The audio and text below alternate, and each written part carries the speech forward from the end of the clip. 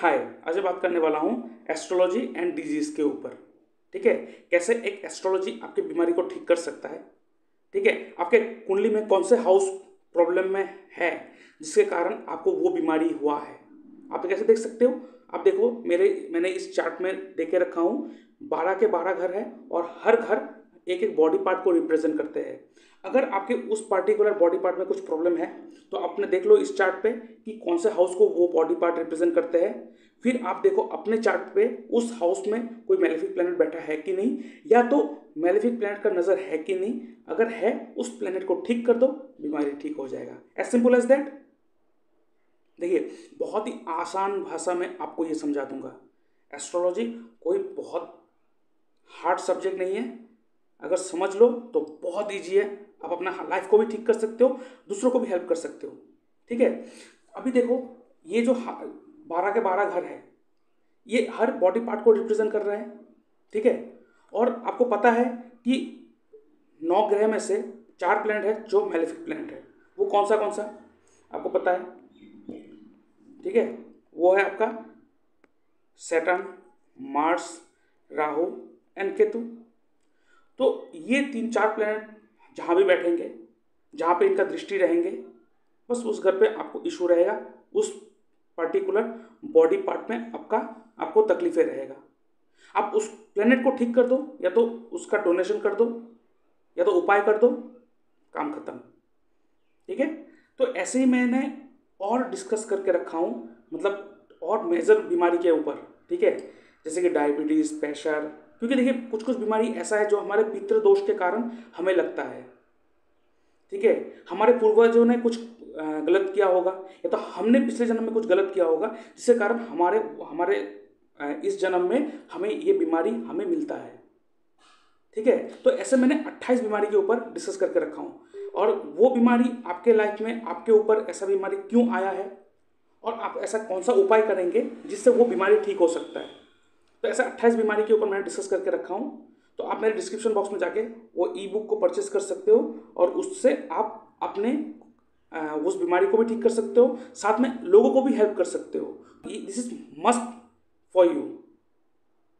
आप उसको पढ़ो और अपने को भी चेंज करो, अपने लाइफ को भी चेंज, दूसरों को भी हेल्प करो। ठीक है, तो उनमें से ही मैं एक बीमारी को डिस्कस कर दूँ, डायबिटीज़। आपको पता है डायबिटीज़ बहुत ही मेजर इशू दे रहा है आजकल। ये किस लिए होता है? What is the reason behind that? देखिए, डायबिटीज़ होने का कारण क्या है? ये पिछले जन्म में आपने, या तो आपके किसी फोर फादर ने, ठीक है, थोड़ा अटपटा लगेगा लेकिन यही सच है, आपने या तो आपके फोर फादर ने, ठीक है, कहीं से खाना चुरा के खाया होगा, या तो एक वर्जिन लड़की के साथ, या तो एक विधवा औरत के साथ नाजायज संबंध बनाया होगा। आपने या तो आपके फोर फादर ने ये सिंफुल एक्ट किया है, जिसके कारण इस जन्म में आपको डायबिटीज की प्रॉब्लम इशू हो रही है। इसके लिए आप क्या कर सकते हो? आप वरुण देव की मंत्र जाप और हवन कर सकते हो। बहुत ही इफेक्टिव है। कितने दफा करना है, कितना मंत्र जाप करना है, कितने दिन के लिए करना है, हवन कितने बार होना चाहिए, वो साफ वो सारे के सारे मैंने डिस्कस करके रखा हूँ मेरे इस ई बुक में। ऐसे मैंने 28 बीमारी के ऊपर डिस्कस करके रखा हूँ, जैसे कि ब्लाइंडनेस, पाइल्स, प्रेशर, डायबिटीज़। उसके बाद आपका जो स्किन में जो वाइट वाइट का जो इशू रहता है, वो स्किन वाइट रहता है, वो किस लिए होता है। ठीक है, डमनेस, ठीक है, एपिलेप्सी जिसे हम लोग कहते हैं, ऐसा प्रॉब्लम किस कारण की वजह से होता है। ठीक है, और हम लोग ऐसा कौन सा रेमेडी कर रहे हैं जिससे कि वो बीमारी ठीक हो जाए। तो ऐसे मैंने 28 बीमारी के ऊपर डिस्कस करके रखा हूँ, और उसका रेमेडी भी मैंने दे के रखा हूँ, जो मेरे डिस्क्रिप्शन बॉक्स में आप जाके मेरे इस ई बुक को परचेस कर सकते हो, और उससे आप अपने आप को भी हेल्प कर सकते हो, अपने आप को भी ठीक कर सकते हो, और उससे दूसरों को भी हेल्प कर सकते हो। क्योंकि जितना आप हेल्प करोगे लोगों को, उतना ही हेल्पिंग हैंड आपके पास आएगा जब आपको ज़रूरत होगा। तो वो आप जरूर पढ़ो। ये मस्ट है आपके लिए, ठीक है। तो अभी वो तो मैंने डिस्क्रिप्शन बॉक्स में दे के रखा हूँ। अभी आते हैं इस चार्ट के ऊपर, ठीक है। और बाकी मैं कह दूँ कि अगर आप अपना चार्ट एनालिसिस करवाना चाहते हो, मेरे इस व्हाट्सअप नंबर पे आप मुझसे कांटेक्ट कर सकते हो और आगे हम लोग व्हाट्सअप में बात करके डिस्कस कर लेंगे, ठीक है। जो मेरा फीस क्या है, क्या मैं चार्ज करता हूँ, कितना चार्ज करता हूँ, वो आगे बात कर लेंगे। और मैं ज़्यादा चार्ज नहीं करता हूँ, मिनिमम सा फीस रखता हूँ। कोई दूसरों का जैसा मैंने 4-5 हज़ार रुपये मैं चार्ज नहीं करता हूँ, बहुत ही मिनिमम सा फीस है। आप मेरे व्हाट्सअप नंबर पर फ़ोन करो, आपको वहाँ पे डिटेल्स मिल जाएगा, ठीक है। तो अभी आते हैं इस चार्ट के ऊपर। आप देख सकते हो कि इस चार्ट में 12 के 12 घर एक एक बीमारी को रिप्रेजेंट कर रहा है, एक एक बॉडी पार्ट को रिप्रेजेंट कर रहा है। आप देख सकते हो 11th हाउस देख लो, leg, left ear and left arm, illness, blood ill, ठीक है। और 12th हाउस आप देख सकते हो, तो फर्स्ट हाउस, सेकेंड हाउस, ऐसा करके 12 के 12 घर में वो आपका जो बॉडी पार्ट है उसको दे के रखा हूँ मैं यहाँ पे। इसको आप नोट डाउन कर लो और उसके बाद आप देखो कि आपके कौन से बॉडी पार्ट में कौन सा इशू है और उस हाउस में चला जाओ। आपके उस हाउस में देखो कौन सा मेलेफिक प्लैनेट बैठा हुआ है, ठीक है। कैसे देखना है देखो। मान लीजिए आपको पता है मेलेफिक प्लैनेट, मैंने कहा कि 4 प्लैनेट मेलेफिक प्लैनेट है और 4 में से शनि और जो मंगल का जो दृष्टि है, शनि का दृष्टि 3 है, जो 3rd I, 7th I and 10th आई। अपने से 3rd हाउस, अपने से 7वां, अपने से 10वां हाउस में वो अपने नज़र देते हैं। और मार्स का जो नज़र है वो है 4, 7 एंड 8। तो मंगल जहाँ भी बैठा होगा वहाँ से वो 7वें घर पे, 8वें घर पे और 4थे घर पे वो नज़र डालेगा। और राहु और केतु का हम लोग नज़र कंसिडर नहीं करते क्योंकि वो एक प्लेनेट नहीं है, वो एक जस्ट एक छाया ग्रह है, उसका नज़र नहीं है। तो जिस घर पे बैठेगा उस घर को इफेक्ट करेगा। जैसे कि मान लीजिए आपके कुंडली में राहु कहीं भी बैठा हो, मान लीजिए राहु बैठा है आपकी कुंडली में 5th हाउस में, 5th हाउस में राहु बैठा हुआ है, तो राहु एक मैलेफिक प्लेनेट है।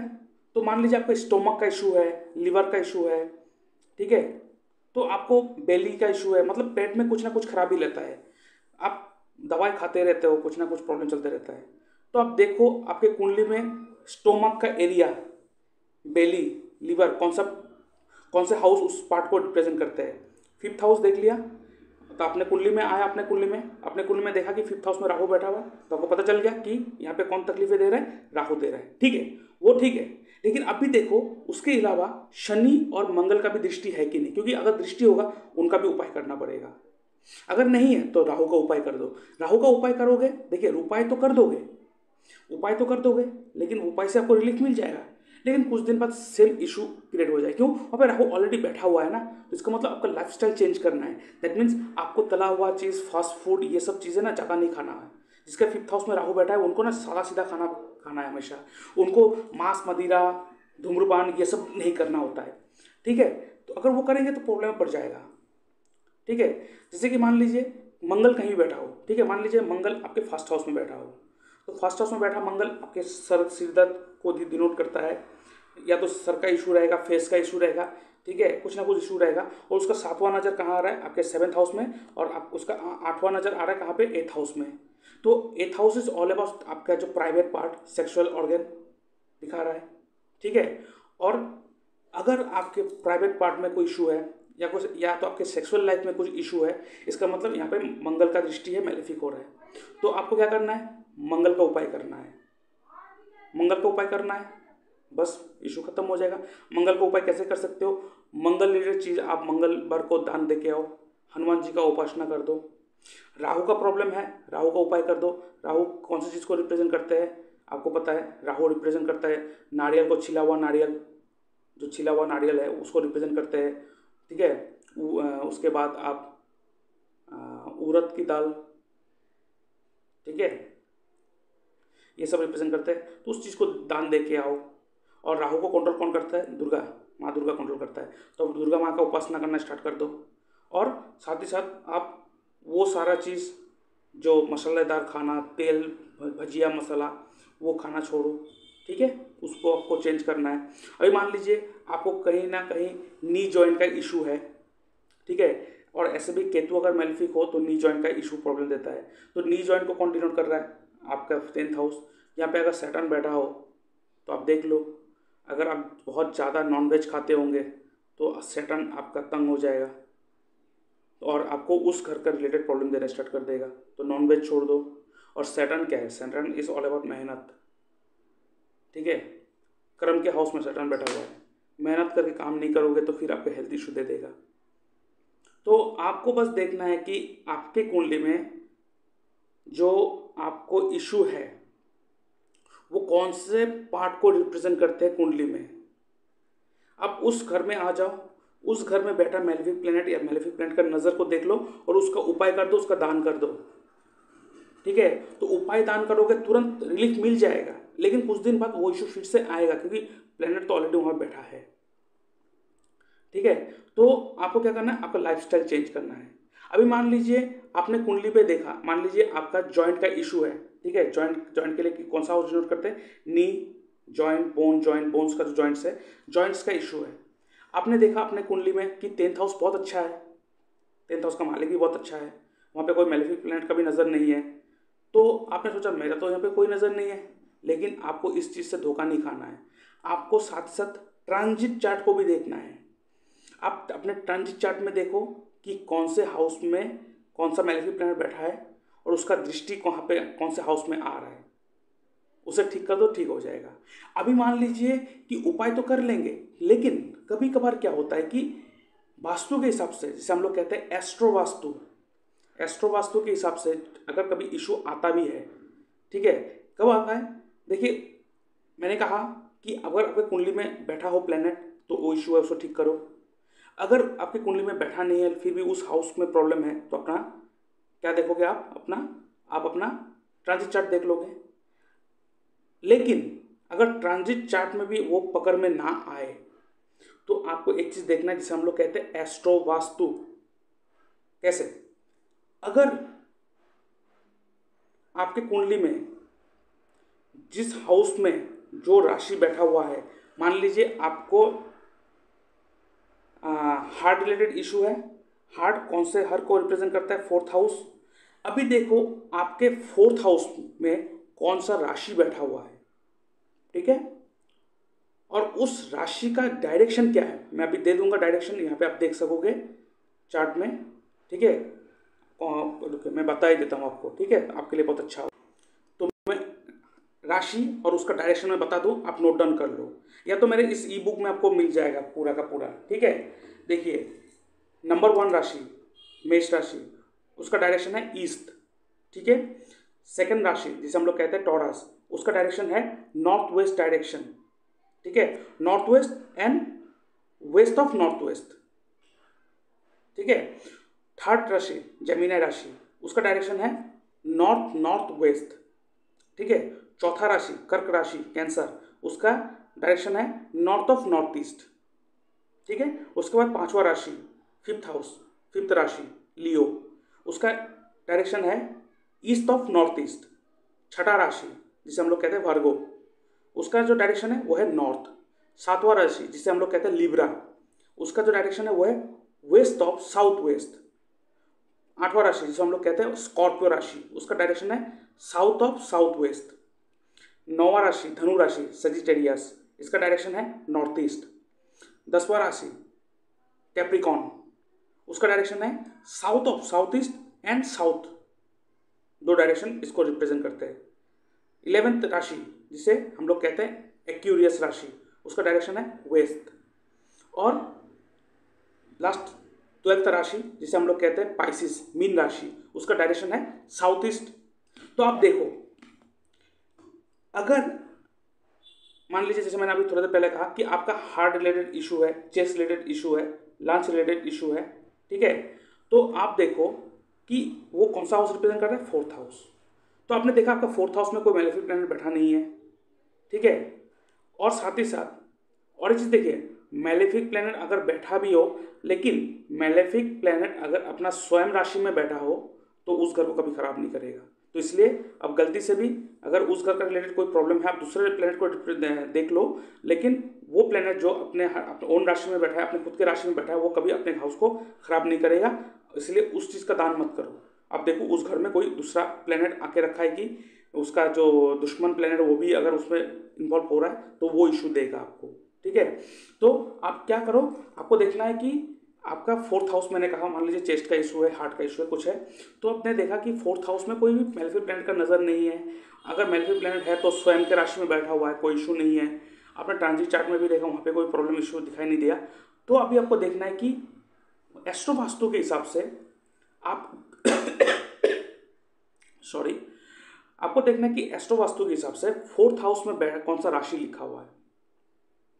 ठीक है, फोर्थ हाउस में कौन सा राशि लिखा हुआ है, मैंने राशि के बारे में बता दिया।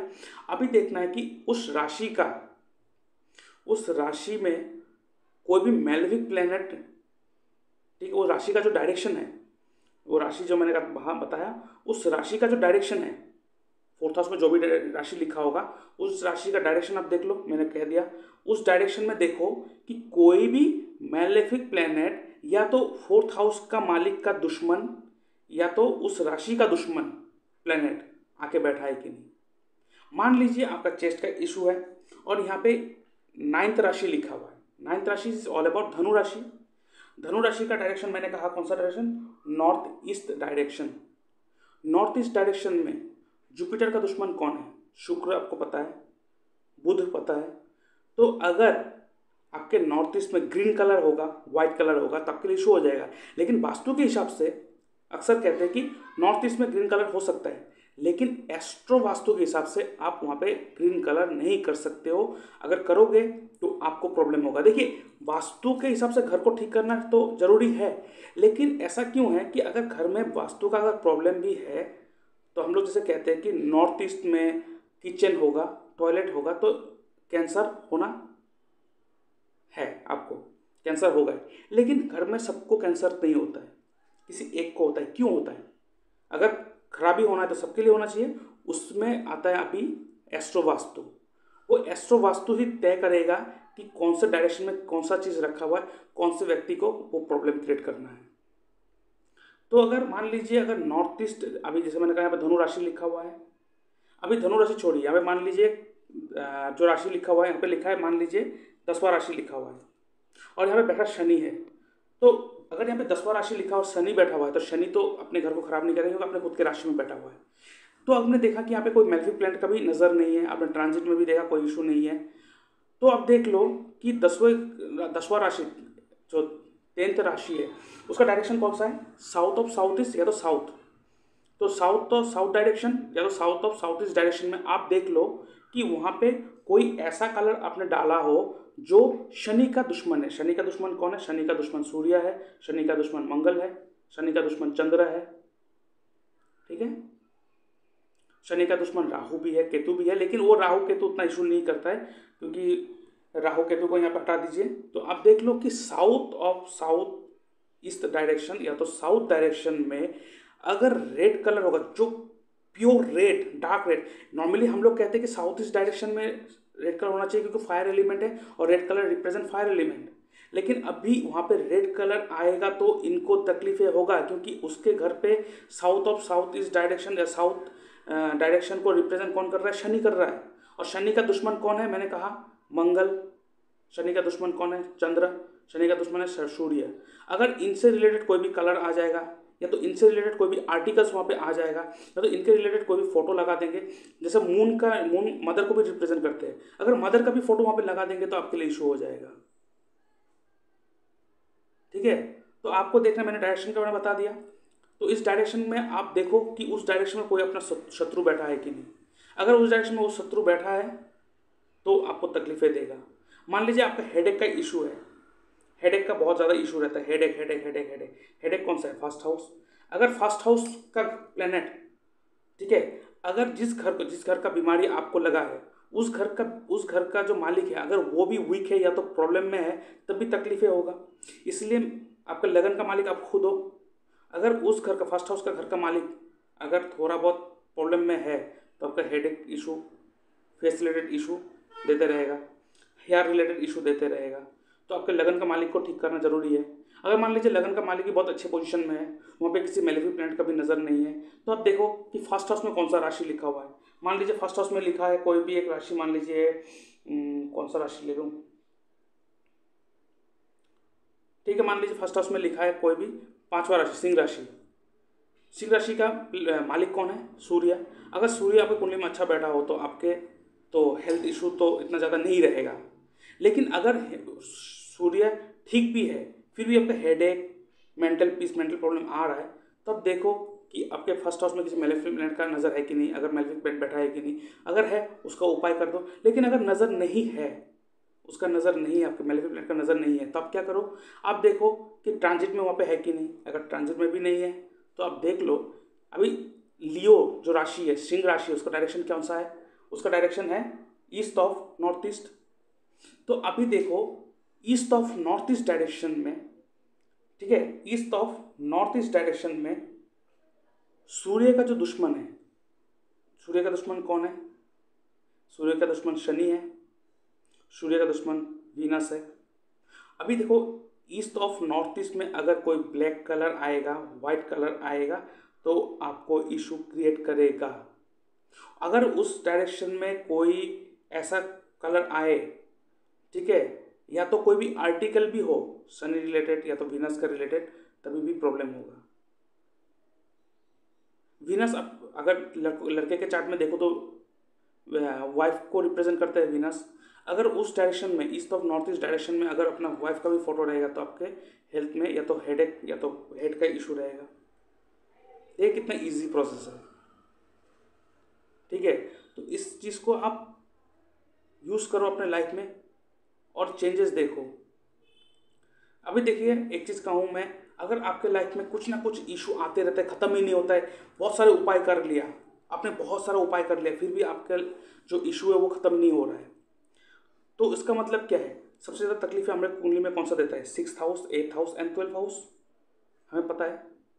और सबसे ज़्यादा जो प्रॉब्लम क्रिएट करते रहता है, सडन सडन सडन सडन, एक के बाद एक, एक के बाद एक के बाद एक के बाद एक देते हैं, कौन सा हाउस देते हैं? That is 8th house. अगर ये इशू है, ख़त्म ही नहीं होने का नाम नहीं ले रहे हैं, ठीक है, तो आपको क्या देखना है? आपको एक चीज़ देखना है कि 8th हाउस का मालिक कौन सा है, ठीक है। आपको देखना है कि आपके कुंडली में 8th हाउस का मालिक कौन है, मतलब 8th हाउस में जो राशि लिखा होगा उस राशि का मालिक कौन है। अभी उस राशि का मालिक जिस घर में भी बैठा हो, उस घर का राशि कौन सा है देख लो, ठीक है। 8th हाउस का मालिक जिस भी राशि में बैठा होगा, ठीक है, अगर 8th हाउस का मालिक अगर 8th हाउस में बैठा हो तब भी आपको उस राशि को देखना है। 8th हाउस का मालिक जिस भी राशि में बैठा होगा आपके कुंडली में, उस राशि का डायरेक्शन आप देख लो। डायरेक्शन कौन सा मैंने बता दिया। अभी देखो उस डायरेक्शन में 8th हाउस का जो मालिक है उससे रिलेटेड कोई भी आर्टिकल उस डायरेक्शन में है कि नहीं। जैसे कि एग्जांपल मैं ले लूँ, मान लीजिए आप सिंह लगन के व्यक्ति हो। सिंह लगन के व्यक्ति के लिए 8th हाउस में 12 नंबर राशि लिखा रहता है, आप देख लीजिएगा। 12th राशि, 8th हाउस में 12th राशि आते हैं। 12th राशि जो है उसका मालिक कौन है? जुपिटर। अभी मान लीजिए जुपिटर कहीं भी बैठा हो, मान लीजिए जुपिटर आपके 3rd हाउस में बैठा है, और 3rd हाउस में कौन सा राशि है? सिंह लगन के लिए 3rd हाउस में कौन सा राशि होता है? 7th राशि, 7वां राशि। 7वां राशि का डायरेक्शन कौन सा है? West of south west. अभी देखिए हम लोग अक्सर वास्तु के हिसाब से कहते हैं कि साउथ वेस्ट डायरेक्शन या तो साउथ वेस्ट से वेस्ट डायरेक्शन में हम लोग येलो कलर कर सकते हैं। अभी कैचेस देखिए कैसे एस्ट्रो वास्तु उस चीज़ को चेंज कर देते तुरंत, ठीक है। जुपिटर आपका 8th हाउस का मालिक है, वो जाके बैठा है आपके 3rd हाउस में। 3rd हाउस में कौन सा राशि लिखा हुआ है? 7th राशि। 7th राशि का डायरेक्शन कौन सा है? वेस्ट ऑफ साउथ वेस्ट, ठीक है, वेस्ट ऑफ साउथ वेस्ट। तो अभी आपके घर में west of south west direction में अगर जुपिटर रिलेटेड कोई भी चीज़ें होगा, that means yellow colour, books, किताबें, भगवान का फोटो, गोल्ड ज्वेलरी, कुछ भी ऐसा रखेंगे वहाँ पे, गोल्ड वहाँ पे रखेंगे जो जुपिटर को रिप्रेजेंट करते हैं, तो आपके लाइफ में कुछ ना कुछ प्रॉब्लम, कुछ ना कुछ प्रॉब्लम, कुछ ना कुछ प्रॉब्लम आते ही जाएगा। देखिए तो इसीलिए वास्तु में क्या कहते हैं एक चीज, अगर कुछ भी कलर ना करना हो तो ऑफ वाइट कलर कर दो। इसे कहते हैं सेफ खेलना। इसलिए हमेशा हम लोग कहते हैं कि घर पे ऑफ वाइट रखो तो बेस्ट है। वास्तु के हिसाब से कलर कर दोगे, आप अपने हिसाब से ठीक कर लोगे, लेकिन किसी की कुंडली के लिए तो वो रिप्रेजेंट गलत कर रहा है ना। इसलिए कहते हैं कि वास्तु के हिसाब से of white colour is the best. बाकी थोड़ा बहुत कलर का टचअप दे सकते हैं, वो कुंडली देख के आपका कुंडली देख के, आपके घर का नक्शा देख के ही हम लोग डिसाइड कर सकते हैं। तो ये पता होना चाहिए कि 8th हाउस का मालिक जिस भी राशि में बैठा होगा, उस राशि के डायरेक्शन में अगर 8th हाउस का मालिक का कोई भी आर्टिकल, कोई भी कलर, कोई भी चीज़ रहेगा तो आपके लाइफ में प्रॉब्लम आएगा, तुरंत उसे हटा दो तो प्रॉब्लम सॉल्व। तो इस चीज़ के ऊपर डिस्क्राइब, मतलब इस चीज़ के ऊपर अच्छे से मैंने डिस्क्राइब करके मेरे इस ई बुक में लिख के रखा है। आप मेरे इस ई बुक को परचेस करो, इसे देखो और उस चीज़ के हिसाब, उसी के हिसाब से अपना लाइफ चेंज करना स्टार्ट कर दो। तो हेल्थ का भी इशू आपका ठीक रहेगा, साथ ही साथ जो लाइफ में प्रॉब्लम आता है उस प्रॉब्लम का भी आप हल ढूंढ लोगे। ठीक है, तो अभी के लिए इतना ही। Thank you, bye bye.